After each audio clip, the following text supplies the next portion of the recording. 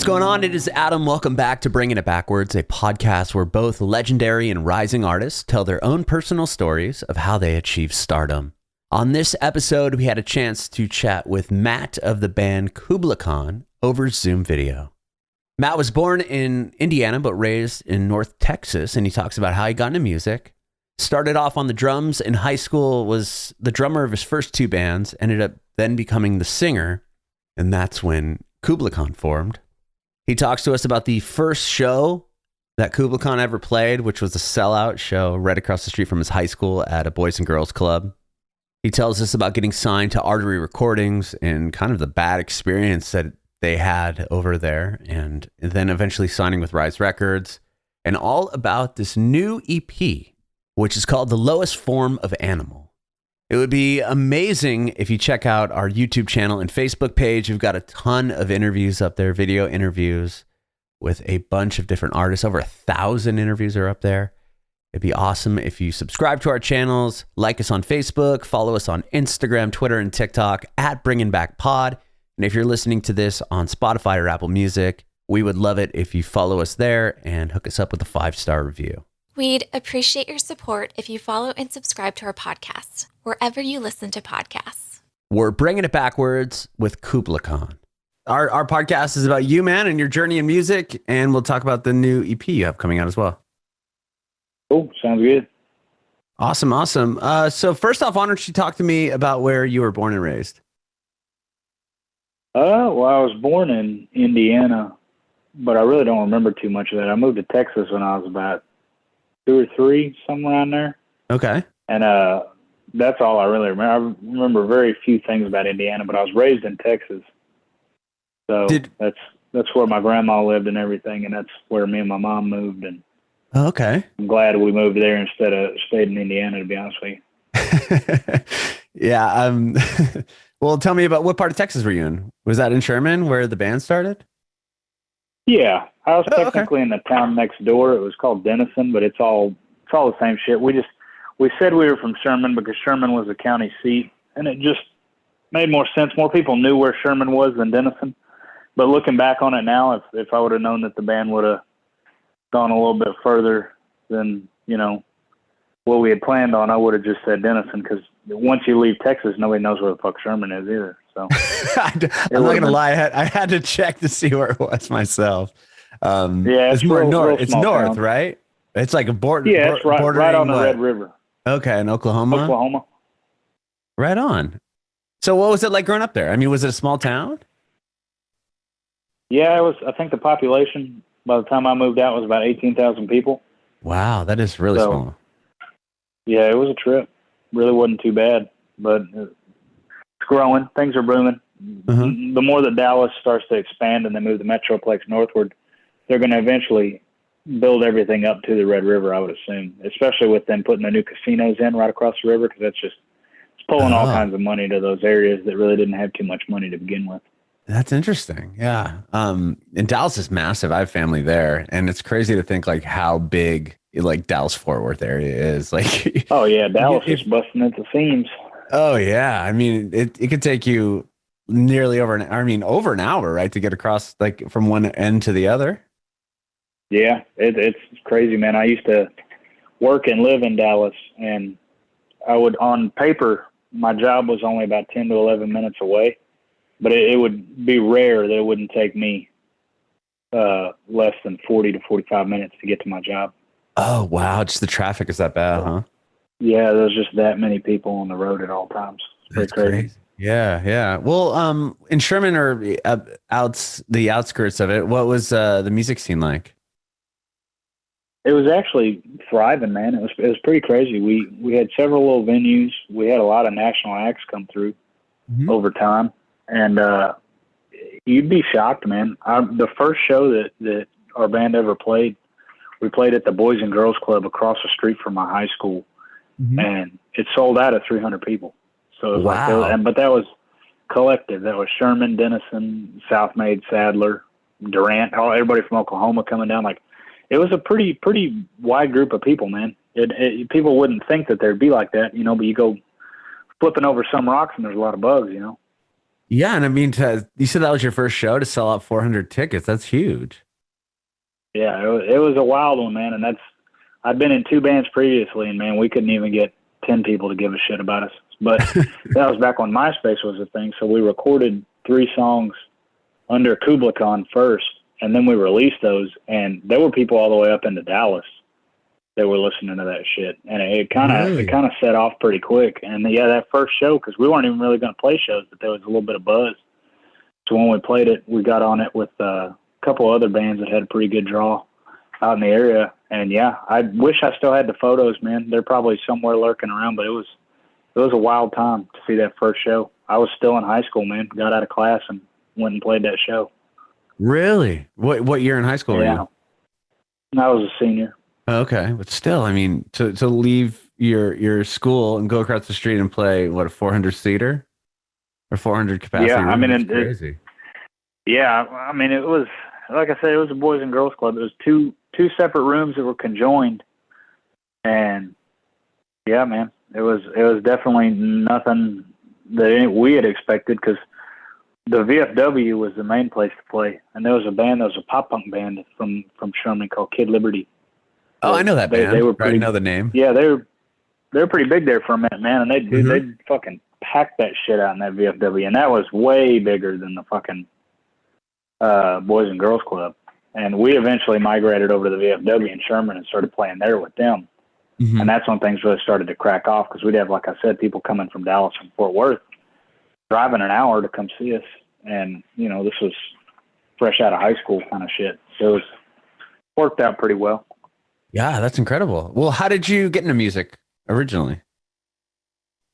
Shit, man. Honestly, just jamming with some buddies. I had a friend named Ian that we'd always hang at. His house was kind of like the center point for everybody. And he had like a guitar and a drum set and all this shit. And I'd learned how to play drums prior to that. I would just play like Red Hot Chili Peppers and Led Zeppelin and shit like that. And how did you learn drums, real quick? If you, I want to touch on that for a second. That was just self-taught. I had a buddy named Justin, and he had some little old bullshit DW kit, and he sold it to me for real cheap in high school. Mm-hmm. And I set it up in the living room, and that was back when iPods were a thing. Okay. And I just played with the iPod, and I put the headphones in and just taught myself how to play it, because I'd always had rhythm, so it wasn't too crazy. And this was before YouTube was a thing and any of that shit. So it was a trip. But I never got that good. I got good enough to join a band, but not good enough to where I could have sustained myself in a band. Okay. So were you the drummer in the first bands you were in? Yeah, first 2 bands I was in, I was the drummer. And then at the tail end of the second band, I got a microphone, and they started having me doing backup shit. But I kind of was shitting all over the actual vocalist, and so we switched. He was better at drums than I was, but I was better at vocals. So that's how that started. And then, started Kublai Khan. Wow. And what was it like, going from playing shows behind, as the drummer, to now you're the front guy? Oh, it's the best, man. You don't have to carry anything. You don't have to set nothing up. You don't have to have a truck to carry all the drum kits. Yeah, I definitely don't miss those days. Playing drums and it was, in my opinion, it was so much more stressful. Like the amount of stress that's on a drummer, because they're the backbone of the whole situation. Oh, yeah. If the drummer's bad, the whole band's bad. Yeah, exactly. That's why I was saying, like, there's no way I would have made it in music if I would have stayed with drums. I would have never left Sherman. But yeah, that's why we outsourced our drummer from super far away, man. He was about 15 minutes up the road into Oklahoma, and he was a whole lot better than us. Crossing state lines to get your drummer. Yeah, man. I mean, he came to the first Kublai Khan show that we played, and that's how I met him. And really? He was in a separate band at this point, and our bands used to play together because we were kind of similar styles. And yeah, we basically just kind of roundabout scalped him, because we were like, dude, like, we're going to start playing Dallas and shit. We're going to start playing these other towns. Like, I know you want to do that, and your band isn't really doing that. So if you want to be our drummer, like, you can do both. And, he eventually scooted out of the band he was in and took Kublai Khan as the main band he was doing. And then, slowly started playing more in Oklahoma, and then more into Louisiana, and then into Kansas, and the next thing you know, we're doing tours, and it's like pretty crazy shit, man. Yeah. Wow. Okay. So like from high school, that show up being so big right out the gate and having these songs on MySpace, like how did the MySpace thing happen? It just was one of those things that landed in the days of MySpace, because a lot of bands came out of that era. Yeah. How old are you? I'm 37, so I know MySpace. Okay, I can even date a you- Friendster. Let me tell you about that one. Ooh, see, that was a little before my time. But yeah, I mean, we had the whole coded layout and all the cool thing where you could share the music to the page and all that, and it was pretty trippy. I remember a solid top 8. Oh yeah, man. We had all our friend bands that we used to play with. There was like a band from Oklahoma called Shag Harbor. Uh-huh. There was our dudes in Never in Ruin. They were from Dallas, and it was a nice time for music, man. It was a lot more fun. It was a lot more, laid back. Like I look back at all these dudes that are starting out now and doing these tours that are in their early 20s, and I'm like, dude, like, fuck, they're having fun. You know what I mean? And it's like, we're doing great tours now and getting paid a lot, and I'm just like, I feel like an old man, you know? Yeah. Wow. Well, so from the MySpace page, to kind of, building the band up, what would you say, like, your first big moment for, aside from, having a sellout for your first show? That's huge. But what would you say, like, that first sellout show was a fluke, man. I don't want you to think that we just kept playing sellout shows. Like, that was our big bust. And then, we'd go play in fucking Tulsa for 6 people. Like, you know what I mean? It was, we had a lot of hometown support and all that. But that was one of those things. Like, I remember we fucking played a show in Oklahoma, and we had a couple T-shirts. We had no table, and we ended up stealing a table. We were playing in like a school or something like that. It was some kind of like theater arts center. We stole a table from them, and that table was our merch table for like the next 4 years. And you had to just taking it with you?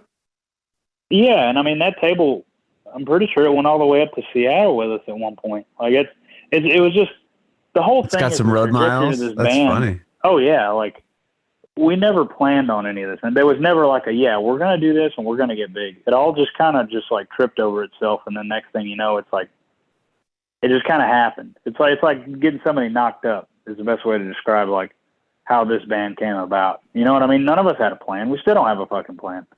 We're just kind of doing it, and we've learned a lot along the way, and we know how to orchestrate ourselves. But it's like, yeah, man, we should have never gotten as far as we have. That's for sure. But it's all just been hard work and doing it, because we've had the same team forever, and we're not one of those bands that goes pulling favors or goes fucking asking people for shit. If we can't do it on our own, we just don't do it. Mm-hmm. That's why it's taken us a lot longer than some bands, but at the same time, like, I think it's a lot better, man. Yeah, I mean, you guys are signed to Rise Records. You've had, multiple albums, and I'm curious, like, what was it like when you signed that first deal with Artery Recordings? Like, being this band from, a smaller town in Texas to now you've toured and you have a record deal, and that must have been a big day for you all. Oh yeah, I mean, and that's about all it was. I mean, it was one of those things that was nice to be able to tell everybody back home, like, yeah, look at us, man, all you guys coming out, like it was worth something, like we got signed, we did all this. And then that label just fucked us up. So it's like, labels are bullshit, man. Yeah, I didn't give a fuck about that label, man. They didn't give a fuck about us. And that's what I've tried to tell a lot of dudes in younger bands is like, don't, follow your nose. Don't sit there and think that these people have your, best intentions in mind, or that they really want to help your band. Like the bottom line is money. Mm-hmm. If they can't make money off your band, they're going to use you up. They're going to wring you dry. And then it's just every man for himself. And that's exactly what they did. And that's why anytime I get an opportunity to talk about it, I don't get very excited about that first record deal, because they didn't give a fuck. Okay. Well, I'll move past it. I'm sorry. I didn't realize it'd bring up some trauma there. Yeah, that's horrible. I'm not trying to make it seem like you did nothing wrong, and I don't give a fuck. It's just one of those things. Like that's the reality that people need to hear. They don't need to hear like, oh man, it was all champagne bottles and getting laid every night. Like it almost destroyed our band. Wow. So, was it just like, yeah. I mean, I don't want to stay too long on it, but now I'm kind of curious because you have been ask open as many about it. questions as you want. I'm an open book. Wow. Yeah. I'm just curious. Like when you say that, like, what was it that kind of turned you off to it? Was it like them, fronting a bunch of money and then kind of being like, no, you guys owe us all this cash? Like, I mean, I don't even know where to start with something like that. Well, Just for a band just listening, like, okay, I thought I wanted to sign this deal, but then like, was it like a bad deal? Like, did they own your masters? Like, how did it kind of screw you? Yeah. I mean, well, a lot of that stuff, man, it's just, we became a very well-oiled machine, and we still are. And that's one thing that we hold really close. In my opinion, we didn't need that label. They kind of just put us on the back burner. Like whenever our second record came out, which was, I'm pretty sure, the worst selling record that we ever put out, there were motherfuckers that were like our actual fans that were like, yo, we didn't even know this was a thing. We didn't know you guys had a record. And I'm like, yeah, you know why? They didn't promote us. They didn't do shit. Oh, wow. They didn't give a fuck. And it's one of those things like, people, it's not necessarily anybody's MO to give a fuck, but if you're making money off what we're creating, you goddamn better well give a fuck, Right. You'd think that they would want to put you in front of the right people. I mean, you had a record that, alternative, the first record you put out, looks like Alternative Press gave it, one of the best albums of 2014 so far list. Like, I mean, that's huge. And Alternative Press, especially, I mean, they're still a massive outlet, but to have people that many eyes on you in like 2014 when, the thing was like a, juggernaut in the industry, like, that you'd feel like that would set you up and they would be stoked to like really push the next record, but then to kind of just forget, that's bizarre. Yeah. And I mean, that's the whole thing, is the inner workings of that particular situation were just very, I don't even know how to, just unorganized and just not just their head wasn't in it. And it's that, and my opinion is like, yo, that's all good and well. Like you run your ship how you want to run it, but I don't want to be chained to it. Right. And that's unfortunately what happened to us. We had to put out that other record with them. And by that time, the label was already sinking. The guy who we knew that ran it and shit, he'd already bailed out. He dumped it on some other motherfucker. And that guy, he did what he could, I guess. Hear me? You cut out there for a second. I heard you say he did what he could, I guess, and then you let in. Yeah, my AirPods just died, so I just got you on speaker now.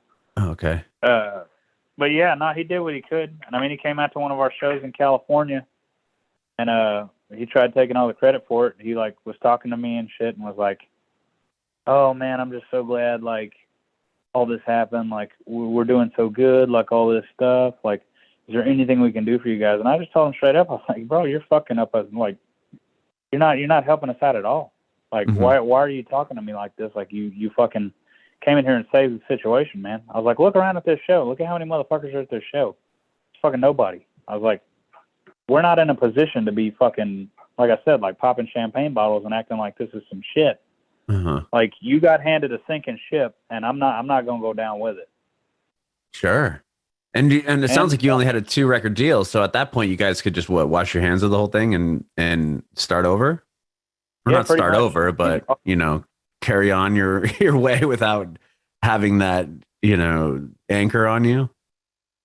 Yeah, our manager's super good. He's great to us, and he helped us really kind of avoid what was supposed to be certain death, because every other band on that label, man, I don't even know what the fuck happened to them.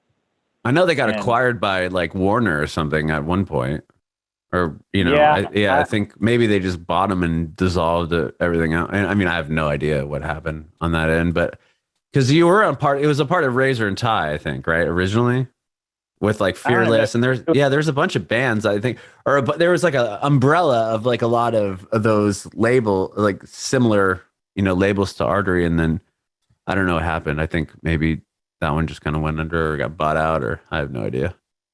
I couldn't tell you. Either way, it was very unimpressive on our end. Like, I don't know, whatever, man. All that hype that had been built up in my mind and all the stuff that I thought was going to be so great, I just got a real dose of reality, and I don't regret it at all, because we needed that reality check to keep us on our toes and be like, hey, man, nobody's going to give a fuck about your band like you are. So quit thinking that other motherfuckers are going to come in here and magic's going to happen. Because we just reverted back to our old grind, and that's where we've been ever since.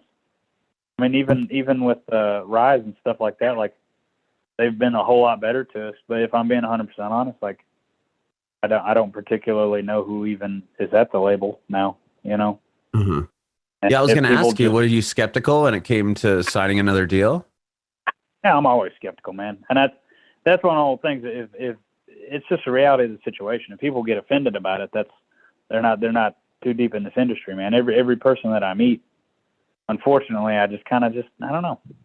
I kind of treat them all the same, just because, like, proof's in the pudding, man. And that's why we work with who we work with, because those are the few people that I think actually have our band's, you know, best interest. Best foot. You know, yeah. It is what it is. Rise is doing just fine for us, so it's like, don't fix it if it's not broken, you know? Right, they're a great label. I mean, I know a lot of friends that are bands are on their label, and I mean, to be. But the whole point with that is just like I said, like, that was part of the selling point for us getting on Rise, was they're like, hey, this isn't like a band that needs to be built. This isn't a band that, you know, needs a whole bunch of shit. Just let them do their own thing. Let them continue the formula that they're going on, and just promote them, and just do your shit for them, and then there'll be a nice little egg in the pocket. You know what I mean? So right. That's kind of what we're hoping, because, like I said, none of us are geared that way. None of us think that way. So it's like I said, I couldn't tell you who all's on the staff there, because they don't talk to me. I don't talk to them. There's a big disconnect there, because we're just very different people with very different MOs and shit like that. So I don't know. That's if I were talking to anybody that's younger about something like this, it would just be, you know, just fucking watch your back and just do your own work. Don't have somebody else come in and sign all your checks for you. You know, just do it all yourself. Mm-hmm.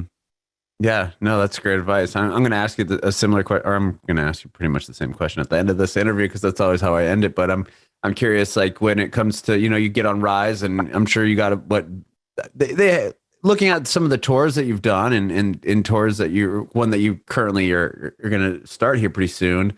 You know, it looks like they kind of hooked you up with some of the bands that they have on their label, and that must be, you know, nice to tour with similar artists and bigger artists.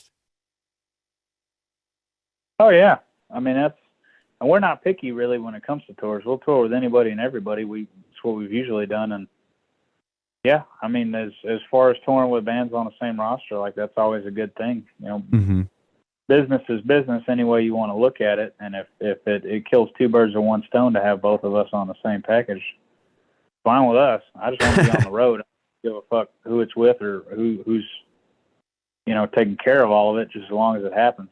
Sure. Was it difficult? I mean, obviously it was difficult, but what was it like coming into 2020? You guys had put a record out in 2019. Were you able to, you know, really tour and support Absolute, or was it something that was released and then months later, 2020 hits and everything shuts down?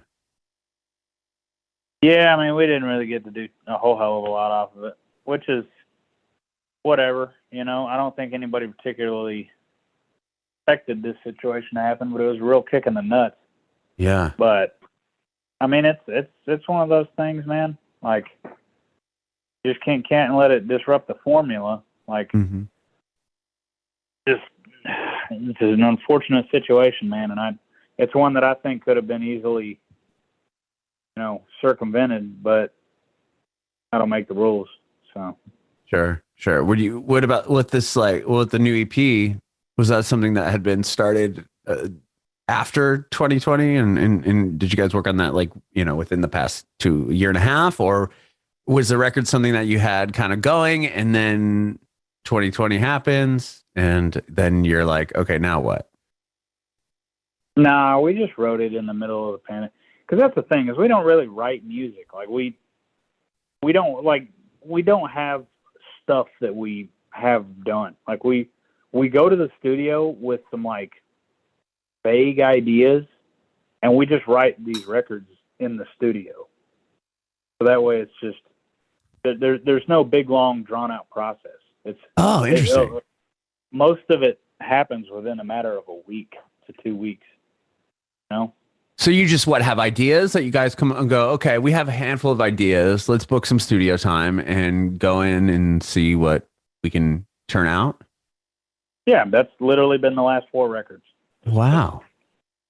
Fucking go in here. We got a little couple of riffs and an email, and I have a couple of ideas for some lyrics, and then we just fucking go for it. But we've had the same 4 guys for so long now that the chemistry's just there. We know our sound. We know exactly how to create what we want to create. So it's a pretty streamlined process. It's not one of those things where we got to just pick our brains and go fucking crazy. Like, we have those moments for sure, but it's like whenever we wrote Absolute, we wrote that record in about a week and a half. Like, and, really? You know, yeah, we came to the studio with about 2.5 songs, and even those 2.5 got, you know, really queued up and manipulated and changed in comparison to what they were when they were brought in.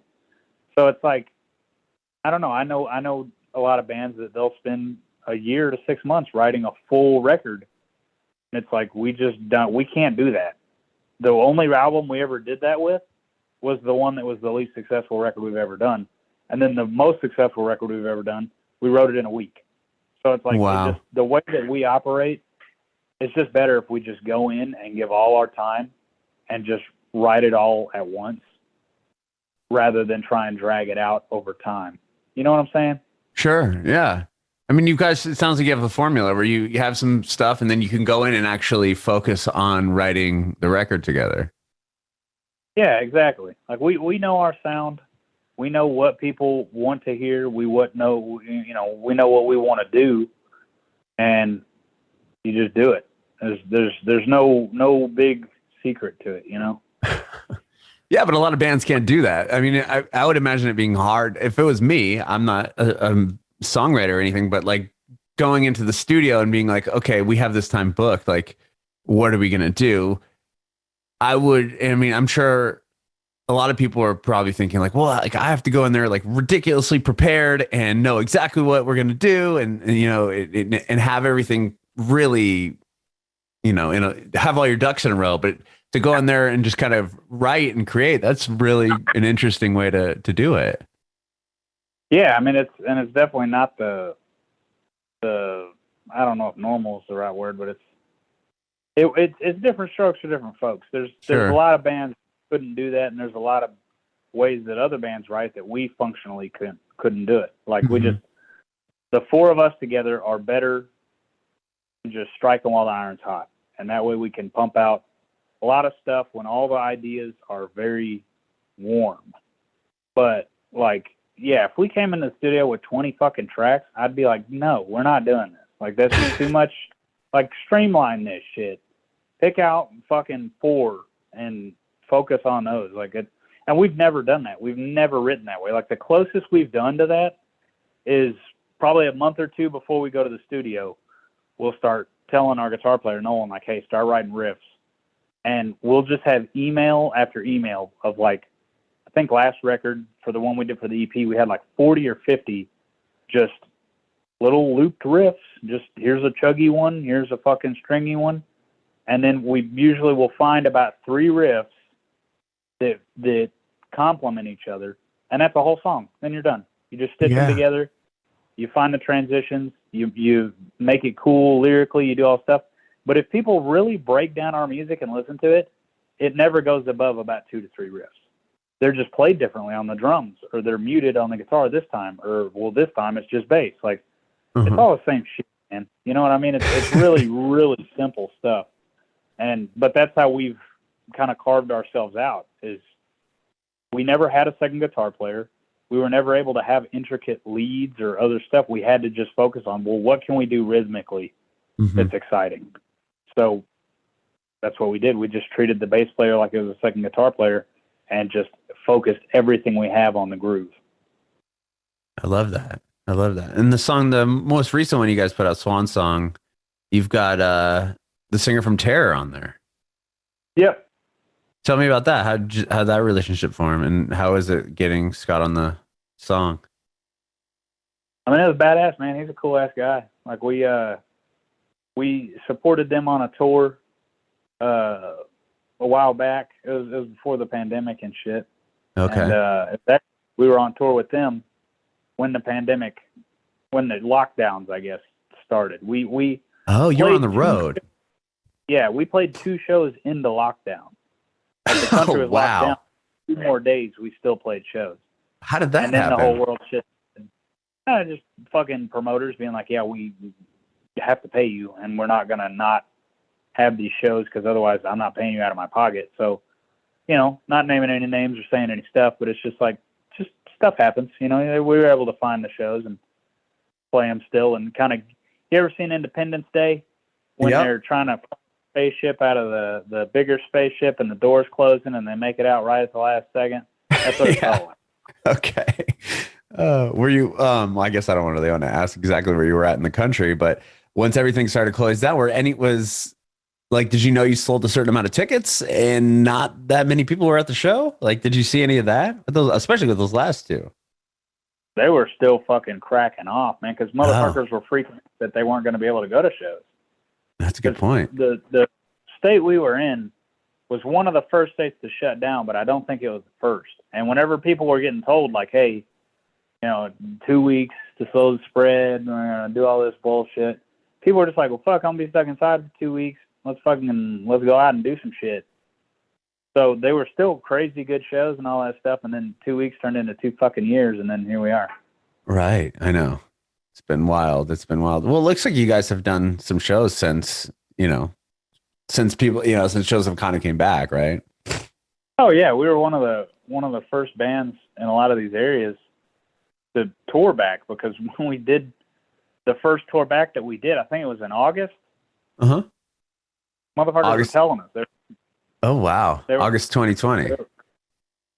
Pretty sure it was. Don't quote me on it because I'm not good at fucking. Yeah. No, I won't. I'm just, that's. Like, but it was something like that. It was a while back. But yeah, like a lot of the venues we were playing, the same people that were coming out, their last show was us with Terror for the shutdown, and their first show back was our headliner in the same city. So it was like we just basically weren't going to let it stop for us.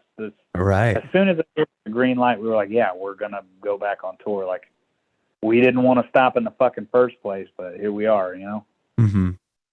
And now you're going to hit the road again, this is a huge tour you're doing coming up. And you're starting here in Nashville. I'm in Nashville. I'm originally from San Diego, and I saw you're playing Soma too, which is a killer venue. This looks like a pretty amazing tour. Yeah, man, it's going to be a good one for sure. It'll be, ooh, excuse me. Yeah, it'll be one for the fucking memory books, man. Yeah, for sure. And then the record's coming out April 1st. So you guys will be on tour when the album comes out.